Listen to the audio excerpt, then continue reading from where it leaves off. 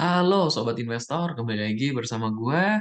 Di video kali ini, gue membahas ya beberapa saham, yaitu Big Four Bank di Indonesia, yang secara umum biasa disebut itu suatu penggerak IHSG, ya, karena memang kapitalisasinya juga besar.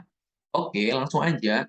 Gue disclaimer on dulu di awal bahwa video ini bersifat edukasi, informasi, bukan rekomendasi. Jadi buat teman-teman yang mau beli, silakan dipertimbangkan terlebih dahulu.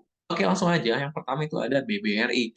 BBRI di perdagangan kemarin memang ditutup ya di harga 4.360-an.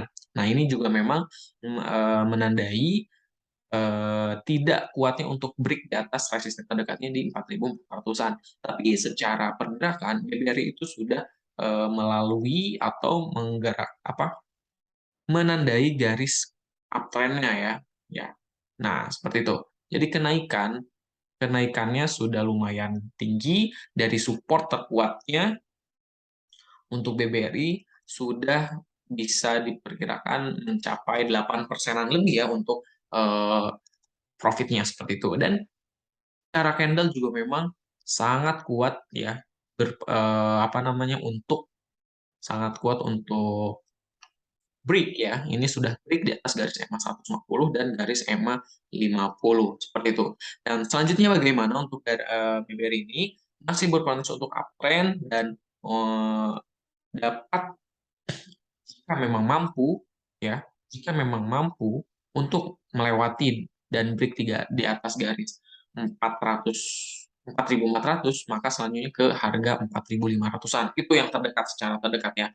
Maka jika dilihat secara seasonality, memang untuk BBRI ini ada potensi kenaikan ya 100% di bulan Desember berarti hari ini bisa ambil take profit terlebih dahulu karena di bulan September ataupun ya, di bulan September itu probability-nya 50% ataupun bisa diproyeksikan adanya koreksi seperti itu. Kemudian November juga ada koreksi dan Oktober ya lumayan lah tapi tidak begitu gede amat untuk kenaikannya. Tetapi untuk di Desember itu semuanya hijau.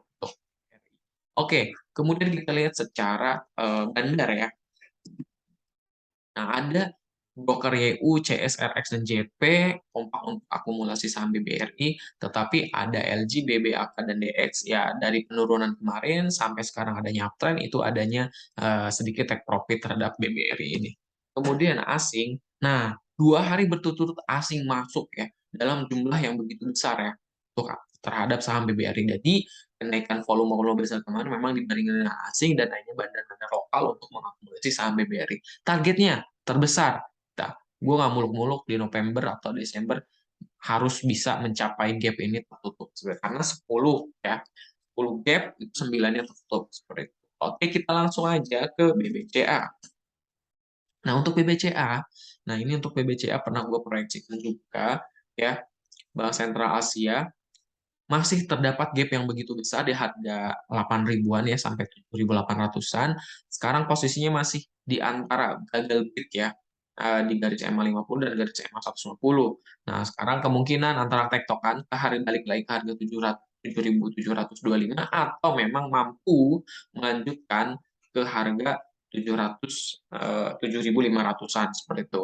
Karena secara stochastik memang berada di atas tapi akan sudah cross naik ke atas. MACD masih kuat untuk melanjutkan kenaikan ke atas juga. Gitu. Kemudian secara seasonality ya, BCA, BBCA secara seasonality hampir sama dengan BBRI, itu di Desember 83% probability-nya naik dan sangat-sangat tinggi ya. Tetapi perlu dicermati September, Oktober, dan November itu kemungkinan bisa kita cicil untuk melakukan pembelian ya, karena memang probability-nya rendah seperti itu. Di BCA seminggu terakhir ini ya, coba lihat, ya adanya distribusi, kemudian kita lihat secara asing. Nah, asing malah mengakumulasi saham BBCA ini. Lihat volumenya, net sell-nya, net buy-nya ya. Netnya itu sekitar 100 juta, kemudian 53 juta. Dan untuk broker ya, kita lihat secara pergerakan broker, broker YP paling besar untuk mengakumulasi, tetapi ada broker AK, BK, dan AI untuk, sorry, ini BBCA ya, ini BCAP. Nah, BBCA ya diakumulasi oleh asing, tetapi di apa namanya secara broker ada KZDN YP itu distribusi lumayan besar, tetapi jika dibandingkan asing lumayan tinggi asing untuk mengakumulasi saham BBCA.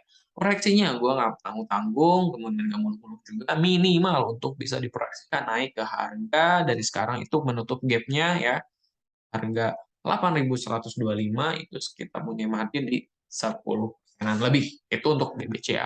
Oke, kita lanjut ke BMRI. BMRI nih ya, bagi teman-teman yang pegang hati-hati di sini masih punya gap ya. Masih punya gap di harga gap up ya, di harga kenaikan sekarang itu memang meninggalkan gap yang 7.475. Hati-hati ya. Jika memang sudah membeli di harga dasar support satu ini, saya pertimbangan take profit sudah take profit sebesar 15% lebih lumayan nih. Karena memang secara proyeksi BMRI masih belum mampu melanjutkan atau break di harga 8.500. Jika memang mampu break di atas harga 8.500, itu berpotensi untuk kenaikan lagi ke 8.700-an. Oke, kita lihat secara seasonality untuk BMRI ya.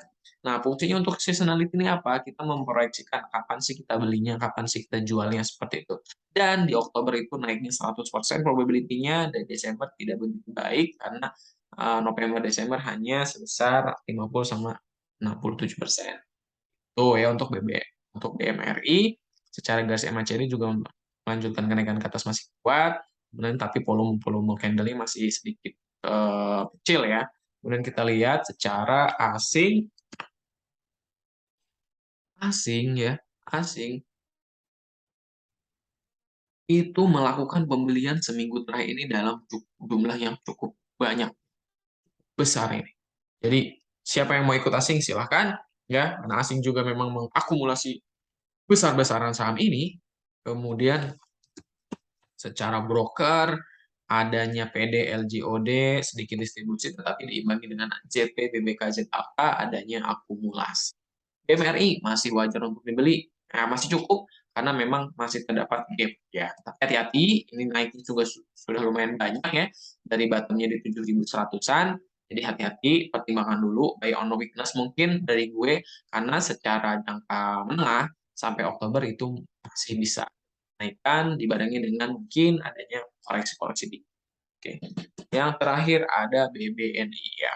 Nah, BBNI ini gue sudah proyeksikan masih dalam tahap garis uptrend-nya, mampu break di garis EMA 150 dan garis EMA 50 ya.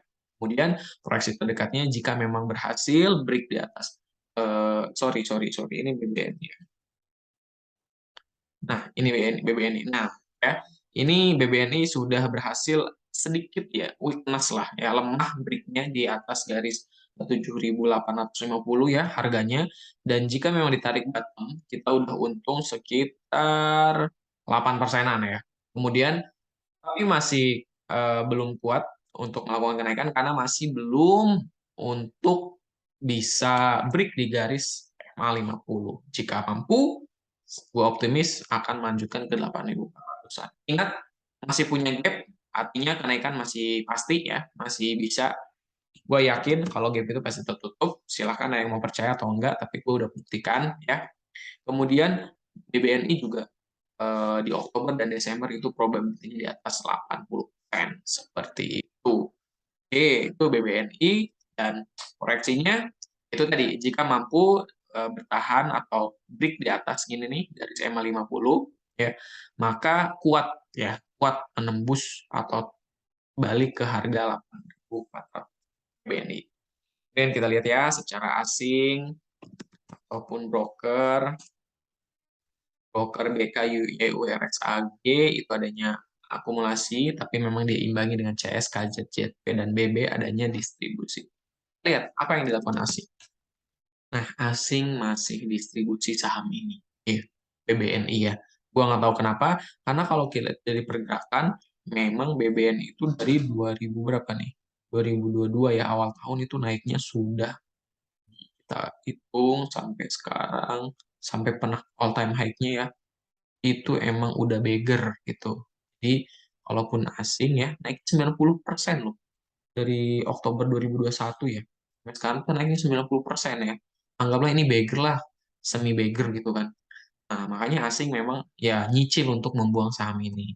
Nah, ada kemungkinan untuk koreksi ya, paling kalaupun koreksi ada di sini resisten atau support terdekatnya ya support terdekat jika tadi ditarik ke bulan-bulan awal tahun itu di 7.500.